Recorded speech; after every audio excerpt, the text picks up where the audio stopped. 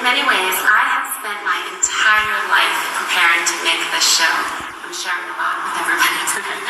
But I stood in front of you all about 5 years ago and told you that as a child, I was transfixed by Mr. Rogers' Neighborhood.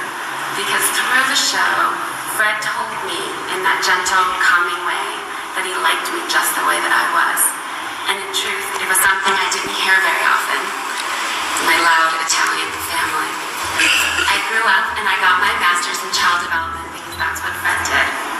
And I just want you to know how proud I am to be able to honor Fred Rogers by working with Kevin Morrison and the Fred Rogers Company, Bill Eisler, Joanne, PBS, CPB, and 9-Story Animation to create a show to carry on his legacy.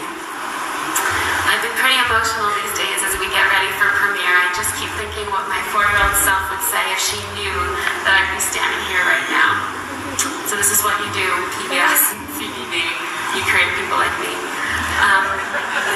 Much of my television work was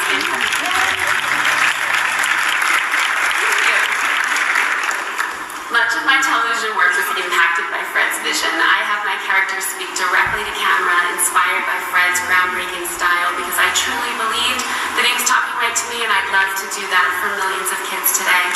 Fred inspired me to find ways to engage kids with the lessons and learning moments that are most relevant to their young lives. Which brings us to today, where I find myself poised to introduce a new generation of kids to the neighborhood of make-believe. There are a lot of preschool programs out there that promote pro-social behavior, but Daniel Tiger's Neighborhood stands out as a signature PBS Kids series because of the way it weaves practical strategies into every story. As young families follow Daniel's adventure, they will learn valuable lessons and useful tools that can help preschoolers make sense of the big, complicated world around them. Each half hour of Daniel Tiger's Neighborhood features 2 separate stories that focus on the same child development issue. Episode by episode, the show addresses dozens of important topics for preschoolers. There's a full half hour that focuses on separation anxiety, another on disappointment, another on bedtime routines, and of course, there's even one on using the potty.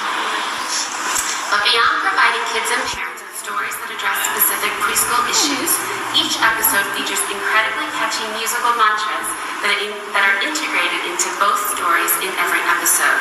It's like a pro-social curriculum with a handle. It's easy to grasp by moms and kids and dads.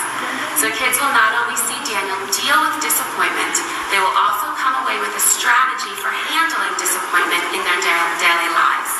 Now, in the case of disappointment, the strategy is: when something seems bad, turn it around and find something good. Believe me, by the end of the episode, kids and parents will have committed this little mantra to memory thanks to wonderful music by Voodoo Highway. Because that is what we call stickiness.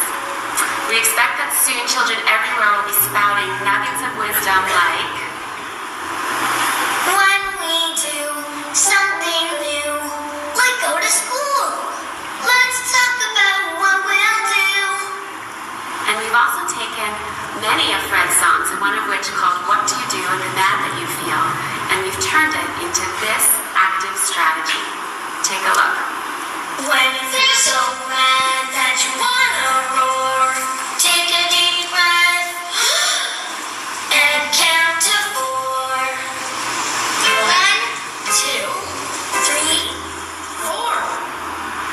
I don't know about you, but I feel a little bit better. I used our Think Happy Thoughts strategy this morning, when the nerves kicked in.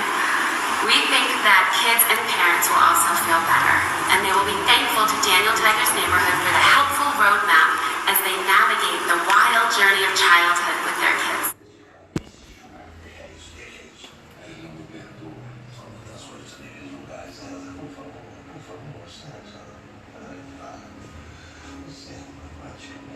Soon.